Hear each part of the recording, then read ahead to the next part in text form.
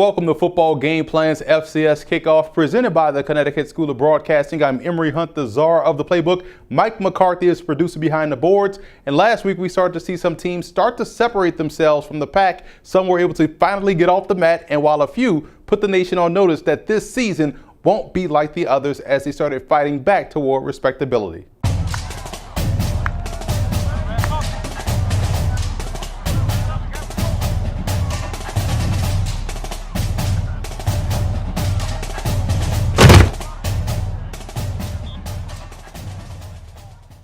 Here's a look at what we have on tap for this episode. We will take you coast to coast to preview some of the big games this week on the Week 3 schedule. We will also take a look at some of the FCS talent that has found their way onto the Reese's Senior Bowl watch list. And as always, we will give you a few games that you should earmark as games that will be closer than you think in our Upset Special segment. But first, let's get things kicked off by taking a look at some of the top storylines heading into Week 3 as we go into our 4-minute offense.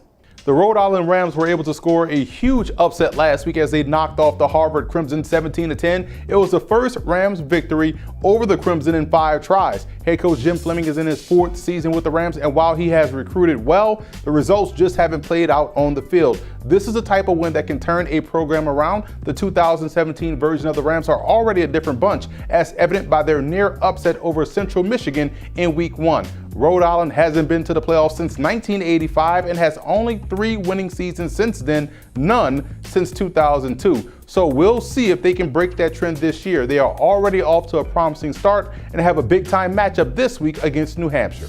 Speaking of Rhode Island's improvement, it only adds to what has been a very strong start to the 2017 season for the entire Colonial Athletic Association. Only Rhode Island, who sits at 1-2 on the season, has a losing record. So that's 11 of the 12 teams in the CAA that are 500 or better, with Maine being the only 500 team and the reigning national champion James Madison being the only undefeated squad. The reason for this level of success comes from the way these teams are built. Every team in the CAA's foundation is built along both sides of the line of scrimmage. This is why you're seeing them compete at a high level against FBS opponents and their FCS counterparts. I know it's still early, but don't be surprised if we see a record amount of FCS playoff participants coming from the Colonial this season. Quietly, the North Carolina A&T Aggies are sitting at 3-0 on the year, fresh off an upset win over the Charlotte 49ers of the FBS.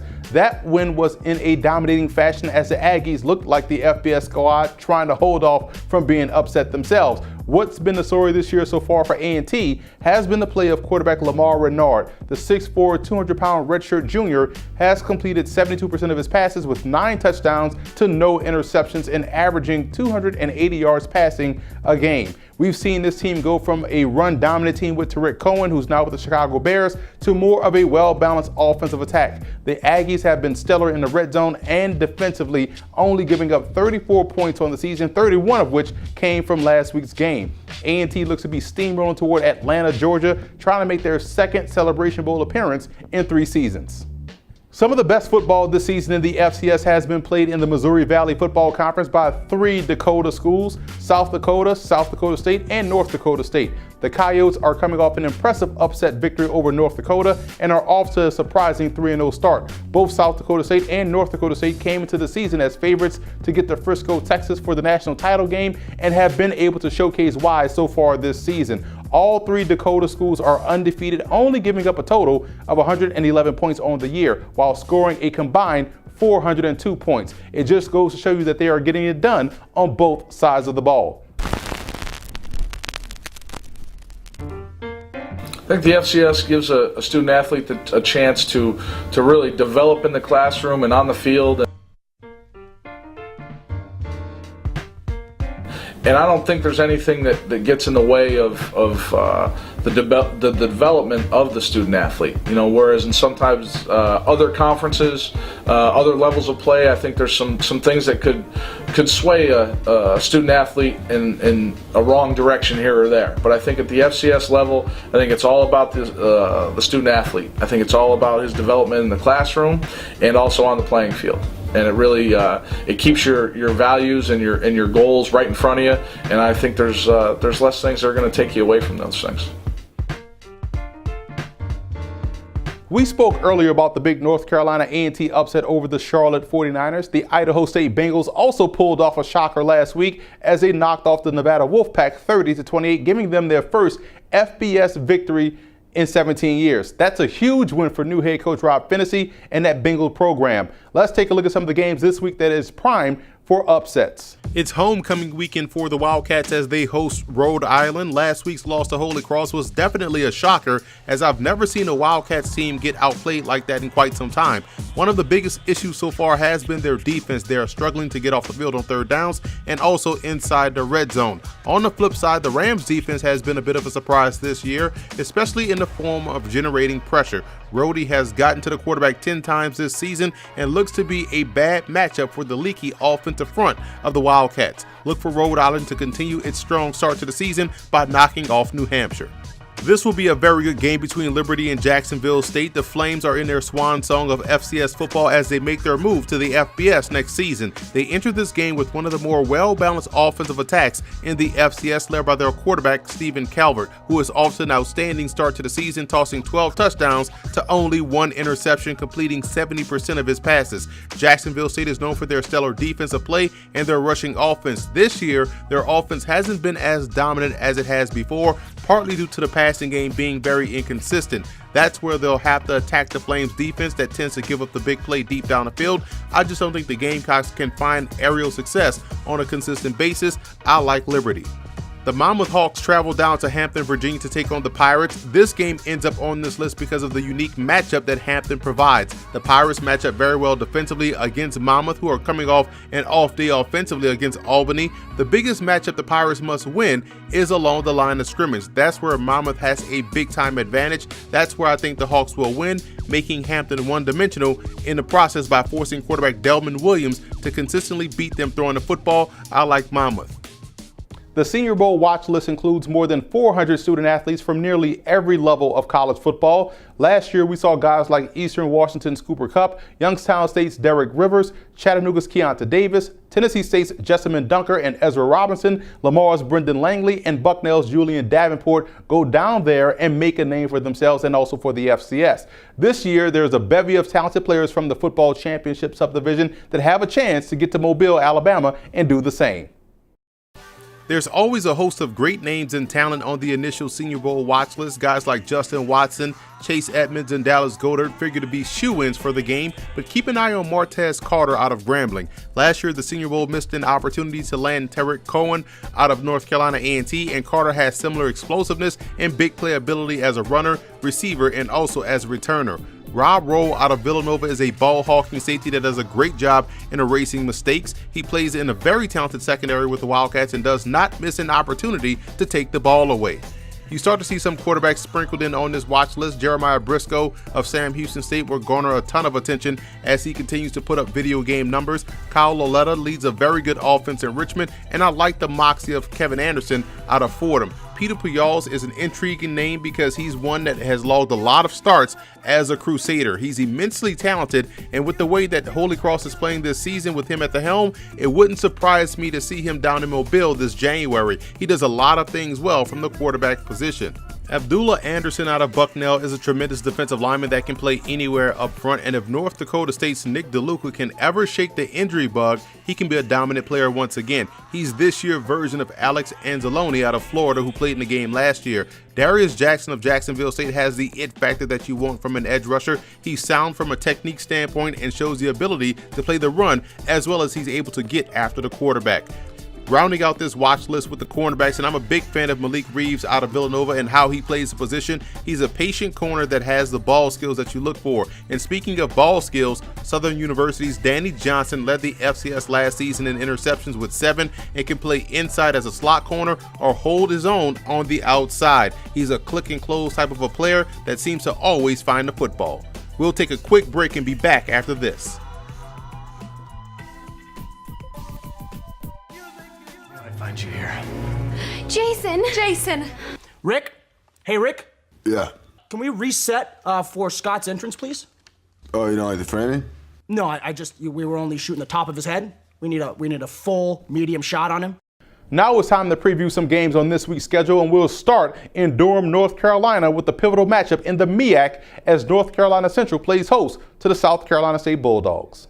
Strong early season matchup in the MEAC, and the biggest question for the Bulldogs entering this ballgame is whether or not they can find some semblance of a passing game. Right now, their usually strong run game isn't working, and they'll need to be consistent in at least one aspect of their offense. Eagles' offense is sputtering as well, but I like the way they play defense and looks to have one of the better ones in the conference this season. I like Central to win this one. Idaho State travels to Greeley, Colorado to take on the Northern Colorado Bears. What a job Coach Rob Phinisee has done with the Bengals, who are fresh off of an upset win over the Nevada Wolfpack. His defense is playing some opportunistic football right now, doing a great job in turning the ball over. Defense hasn't found itself yet in Greeley, as the Bears are struggling to stop the run and are also struggling inside the red zone. Look for the Bengals to post back-to-back victories as they'll knock off the Bears. The Butler Bulldogs have won 2 straight games over Division II opponents. They step up in weight class this week to take on the surprisingly slumping San Diego Toreros. Where San Diego has struggled this year is on the defensive side of the ball. That's expected to happen when you lose 2 NFL caliber cornerbacks. What wasn't expected to happen was their offense struggling to put up points on the board. Butler has a well-balanced offensive attack. Running back Devontae Lane and that Bulldog offensive line will be able to grind out a victory in sunny San Diego. This is going to be a sneaky good game. Last year's game came down to the final minutes. Georgetown is once again strong on defense and also on special teams. Their anemic offensive attack has to be able to find some rhythm in order to give them a chance. The Lions played a lot of freshmen last season, and it's starting to pay off big time as they started off their season last week with the win over Wagner. The Lions have a tremendous talent in sophomore wide receiver Josh Wainwright, but look for Columbia's defense led by defensive lineman Lord Yemaine to be the big reason why they take home the Lou Little Trophy in this rivalry game. This is a pivotal game in the SWAC as Southern takes on Alcorn State. Last season, the SWAC looked strong from top to bottom. This year, Grambling is the only one that looks like the class of the conference, with Alcorn looking like the class in the East Division. In this game, the Jaguars will have to play complementary football to help out a defense that has spent too many minutes on the field because of an offense that's struggling without star quarterback Austin Howard. The Braves quietly have been solid. They nearly knocked off FBS Florida International and perennial FCS power McNeese State last week. I'm sure head coach Todd McNair wishes they were actual victories instead of moral ones, but they'll get their actual victory this week over Southern. I know it's early, but we could be steamrolling to a Grambling Alcorn SWAC title game once again down the line. Robert Morris travels to Fargo to take on the Bison, and the Colonials actually look good on defense this season. Even in their loss to Youngstown State, the defense didn't do that bad against the 6th-ranked team in the country. The question and problem in this game is that they struggle on offense, and they face one of the best defenses in the FCS. The Bison offense is in postseason form and will be able to put this one away pretty quickly. Don't look now, but that Bison backfield is 4 deep and will be a problem moving forward for opposing defenses. Expect a lot of points scored in this ball game as Sanford and Western Carolina meet up in a SoCon battle. The Bulldogs' passing game is a treat to watch. They are able to consistently push the tempo without missing a beat. Now, their defense can't share in the same success because they've been a liability so far, especially against the run this year. That's not what you want to hear when you're facing a Catamount squad that's just as explosive on both ends of offense. Western Carolina has one of the top quarterback-running back combinations in the FCS, and quarterback Tyree Adams and running back Detrez Newsome, who is an NFL prospect. Newsome is also averaging a whopping 10 yards per carry so far this season through 3 games, and that'll be the difference in this one as they can lean on him to close out the matchup. I like Western Carolina. Huge game in the Ohio Valley Conference between Tennessee State and UT Martin. The Tigers' passing game finally came to life last week in a win over Florida A&M, and if Trayon Harris and that receiving core can continue to make strides together, they'll be very hard to defend. The Skyhawks are just as potent on offense as they are opportunistic on defense. Their secondary, led by Tay Martin, does a great job in making plays on the ball. I've been impressed with their ground game as well, as running back Ladarius Galloway has rushed for nearly 500 yards at 6.8 yards a carry so far this season. In order for Tennessee State to win this ball game, they have to win on first down defensively and string together positive plays in a row with their passing game. Last year's matchup was a classic high-scoring affair with the Tigers prevailing. I can see Tennessee State winning this one again, and their special teams will be the story in this one. We have an early season big game in the Big Sky Conference between two unlikely foes as UC Davis takes on Weber State. First-year Aggie head coach Dan Hawkins has done a great job in getting the most out of his team. The Aggies play great situational football, which is third down offense, 4-minute offense inside the red zone, and also third down defense. It's a big reason why they are off to a surprising 2-1 start. Now, we'll learn a lot about their run defense in this ball game as Weber State does a great job in challenging you defensively to stop the run. Their tight end Andrew Vollard is one of the best in the country and is also an NFL draft prospect. We'll see how they'll get him involved early in this ball game, and I like Weber State in this one. They've been in games like this before, more so than the young upstart Aggies who will be ready for the challenge. I just like the experience of the Wildcats a bit more in this one. Holy Cross and Dartmouth meet up in a New England tilt. Holy Cross is a few plays away from being undefeated, and they're coming off a dismantling of New Hampshire last week. The Big Green are also coming off their own dismantling last week as they held Stetson to -3 yards rushing for the entire game. And we'll learn a lot about their defense this week as they'll face a stiffer test against Holy Cross, and where the Crusaders cause problems is in their ability to spread the field and still be able to run the football effectively. They do a great job of isolating matchups on the perimeter and also in the box. If Dartmouth wants to win this game, they'll have to be able to win those individual matchups across the board. That's playing well despite not having numbers in the box, or playing well on the outside without safety help. If they can do those things, they can upset the Crusaders like they did last season. I don't think it'll happen this time around. I like Holy Cross. We travel down to the Southland Conference for what should be a dandy between Nichols and Sam Houston State. This will be a strength versus strength battle as the Colonels are a strong defensive football team, especially up front along the defensive line. And we know about Sam Houston State's point-a-minute offensive attack, led by the reigning Walter Payton Award winner quarterback Jeremiah Briscoe. The key for the Colonels will be to make plays in space defensively. You have to figure that they can hold their own up front versus the run, but if they can't compete on the outside, then it's curtains for this squad. For the Bearcats, they have to maintain that level of aggressiveness on both sides of the ball for the entire game. We've seen them get lackadaisical and allow a team back into the ball game. Their run defense will be put to the test as well. I think we have a Colonels victory in this one. The game they played against Texas A&M in a way prepared them for this game they're going to see against Sam Houston State. So look for Nichols to take the air out of the ball and the wind out of the sails of the Bearcats.